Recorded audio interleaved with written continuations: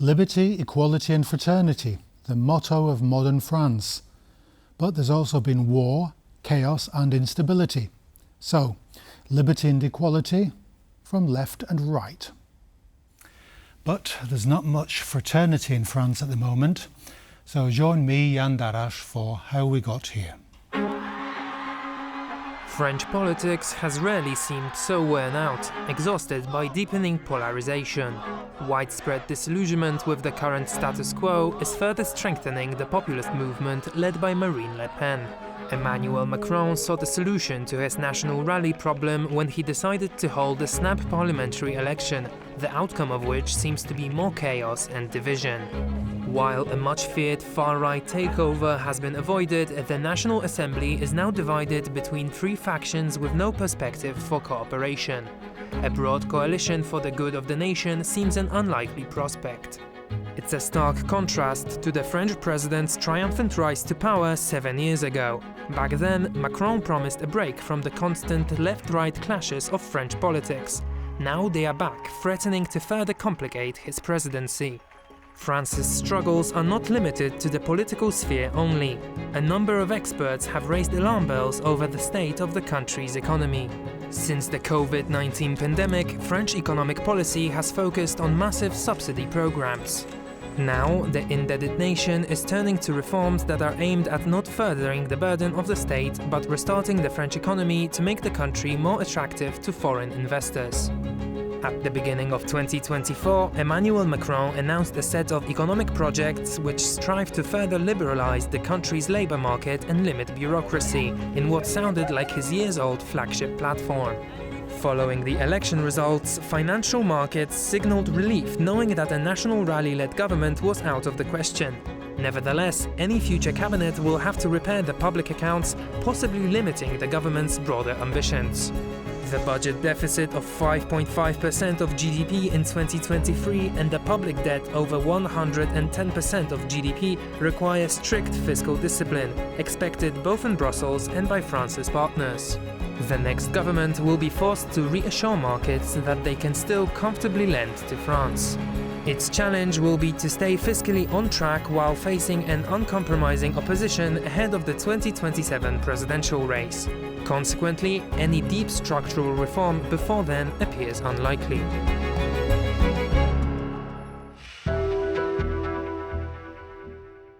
My guest today is Professor Witold Wiliński of the Institute of International Economic Policy at the Warsaw School of Economics. Welcome to the programme. Good afternoon. We've had these recent elections in France. President Macron called a snap election in June after the elections, in the European Union elections, and he's found himself between left wing and right wing. He's in the middle. Can you explain to us, is this a loss for President Macron, and why did he end up in this position? So he's now between populist left and populist right. And I think that this is the consequence of the economical situation in France, which is in a very bad condition now, and the growing of populism in both sides, in the left side and in the right side, is related first to the inflation, to the economic policy after and during the COVID pandemic, and to uncontrolled migration from North Africa. So we have these three basic points, and in the same time we have the whole period of Macron presidency, when he tried to provide some serious economical reforms related to the labor market, to the liberalization of labor law, and related to the system, the pension system that they have in France. But all these reforms are not well perceived by the society, and by the society from the left side and from the right side of the political scene. You said about the systems that have been opposed by right and left wing. What have been the policies, the traditional policies, from the right and the left in France to combat these endemic structural frailties of the French economy? I think that here we have to go back to the history, to the political history of France after the Second World War. And we have to analyze what was the economical policy of political parties related to de Gaulle and related to the socialist parties.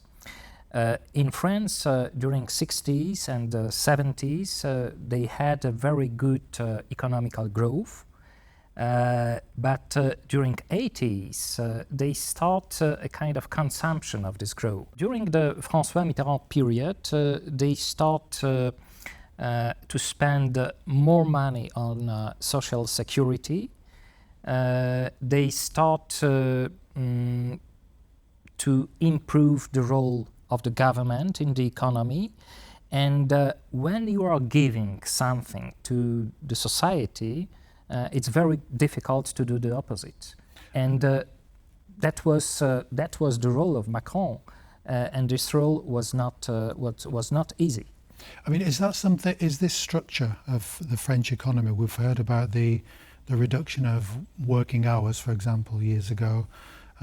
French society has been criticised as being too lazy or too fat, if we can say that. Is that too big a task for one man, even for Emmanuel Macron, to remedy? He's a very ambitious, very proud man, kind of almost in the de Gaulle transition of one man leading the country. Are the problems too deep for even one man to solve? I think that the problem is very deep, and I think that in France they start to provide this reform too late. If you compare the situation in Germany and the reforms that were provided by Schröder, related to the labor market, to social security, it was around 15 years ago. So France starts to do it too late, and the consequence is that, for example, the government debt is now close to 110% of the GDP. So this debt is huge, and I don't know if you remember, but the situation during the crisis in Greece in 2008 was similar. The Greek debt, the Greek governmental debt at that period was around 125%. And it was a big financial crisis Yes. in Greece at that period. And with the involvement of the European Commission, with the involvement of International Monetary Fund, etc., etc. So the situation seems to be close to a big financial crisis, and this is one of the financial ratio which is not very good now. The second, this is the budget deficit, which exceeds 5%. And the third thing, this is the governmental spendings to the GDP. This ratio is the highest in developed countries, which means that France is spending, the French government is spending too much, is borrow the money in the market, is forced to pay debt repayment. Yes, debt repayment. And all these factors are blocking the development of the economy. And of course, we have now the growth of left populist, right populist, but I think that they do not understand the real situation of the French economy. So who are they appealing to? Are they appealing to their own voters that they can solve these far-reaching problems. They have 30% of the vote, each one perhaps. And what can they hope to achieve except more of the same? This kind of impasse in French politics. Of course, in both sides, in the left side and in the right side, the populists are not the same. I think that in the right side, their fears are related more to migration, for example, to uncontrolled migration. And I think that this is one of the problems that have not been resolved by the Macron government. Because I think we probably should mention that during the 50s and 60s they had these decolonization wars in Algeria and in Indochina, and many of them came yes, to France afterwards. That was the beginning. That was the beginning of the migration after the war between Algeria and France, and it was the consequence of the end of this war. Because around 150,000 of Algerians at that period have emigrated from Algeria to France, Algerians which were related to the French government, French colonial government at the period of 50s and 60s. We'll touch on the immigration issue. Is there, but not in the cultural terms, as an economic factor? Is the very high level of immigration, is that generally an economic burden on France or an economic boost to France? Are these people working, or are they draining the economy, like you mentioned earlier on in social security payments? I think that the first point, which is positive, this is a positive growth of the birth ratio in France. I mean that if you are comparing, for example, the situation in France to the situation in Latvia or Poland, the situation is better. The second thing, this is the problem of integration of migrants from North Africa. I think that the situation is not very bad because, for example, of language. Yes. In majority, they speak French. So from the point of view of communication, this is not a problem. The problem is, the main problem is related to the integration with the French society. I mean that the majority of them are living now in a kind of ghettos, and the situation is not good in these areas. Okay, final question to you. We have this situation of right-left, President Macron in the middle. How do you see the development of the French Republic in the very short term?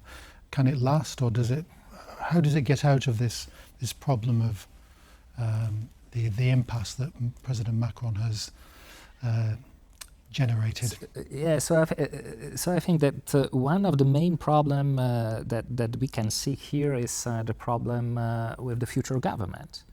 And with the creation of the future coalition, because the left populist coalition do not accept reforms provided by Macron during his presidency. It's the yellow vest protest, yes, and all that stuff.